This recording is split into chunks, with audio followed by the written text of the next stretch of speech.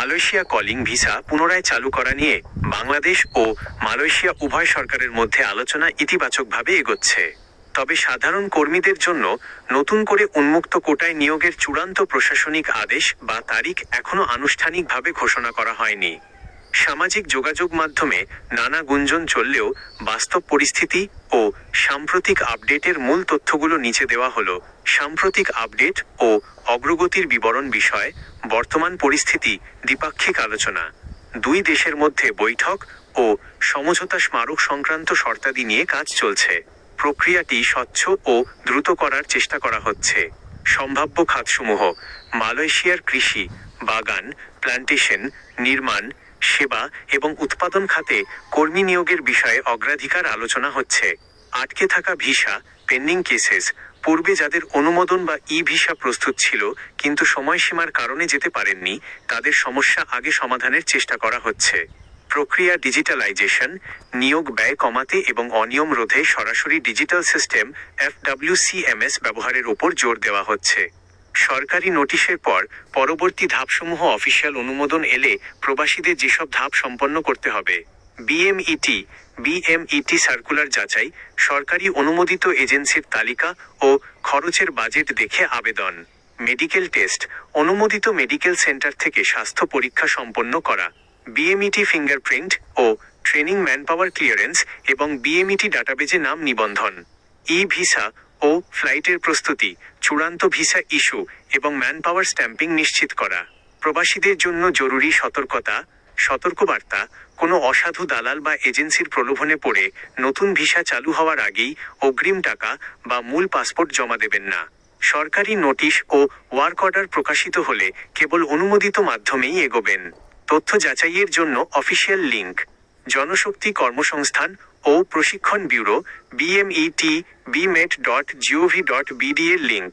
প্রবাসী কল্যাণ ও বৈদেশিক কর্মসংস্থান মন্ত্রণালয় প্রবাসী.gov.bd এর লিঙ্কালয় শেয়ার কলিং ভিসা বা নতুন কর্মী নিয়োগের বিষয়ে বর্তমানে প্রবাসী কর্মী এবং এজেন্সিগুলোর মধ্যে অনেক বড় একটি আগ্রহ তৈরি হয়ে আছে।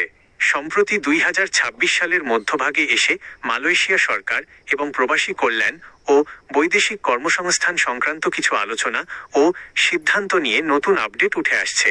বর্তমান পরিস্থিতি ও সাম্প্রতিক আপডেট। মালয়েশিয়ার কলিং ভিসা নিয়ে সাম্প্রতিক প্রধান আপডেটগুলো নিচে তুলে ধরা হলো। 1.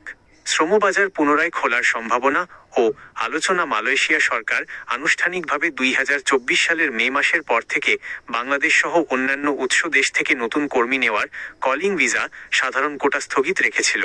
তবে সাম্প্রতিক মাসগুলোতে মালয়েশিয়ার প্ল্যান্টেশন, ম্যানুফ্যাকচারিং ও কনস্ট্রাকশন খাতে কর্মী সংকটের কারণে নতুন করে কোটা চালু করা এবং প্রক্রিয়াটি সম্পূর্ণ স্বচ্ছ করার জন্য দুদেশের নীতি নির্ধারকদের মধ্যে আলোচনা জোরদার হয়েছে।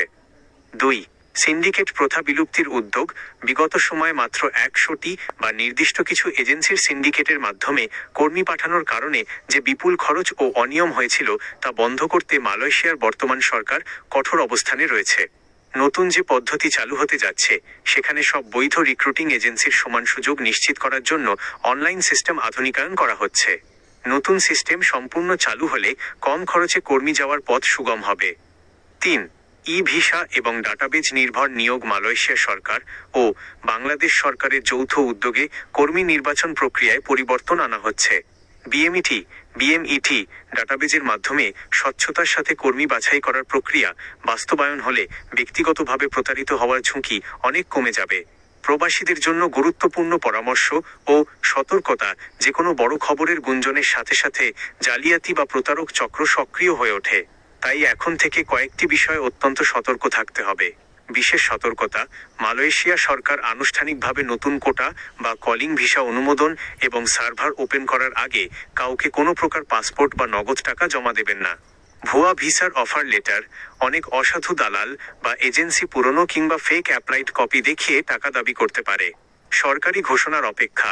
প্রবাসী কল্যাণ ও বৈদেশিক কর্মসংস্থান মন্ত্রণালয় এবং জনশক্তি কর্মসংস্থান ও প্রশিক্ষণ ব্যুরো BMET এর অফিসিয়াল ওয়েবসাইট বা বিজ্ঞপ্তির বাইরে অন্য কোনো খবরে বিশ্বাস করবেন না। BMET registration. আপনি যদি মালয়েশিয়ায় যেতে ইচ্ছুক হন, তবে আগেই আমি প্রবাসী অ্যাপের মাধ্যমে বা বিএমইটি ডাটাবেজে সঠিক তথ্য দিয়ে কার্ড করে রাখতে পারেন। মালয়েশিয়া সংক্রান্ত যে কোনো অফিসিয়াল আপডেট বা ভিসা স্ট্যাটাস চেক করার প্রসেস সম্পর্কে আরও বিশদ জানতে চান?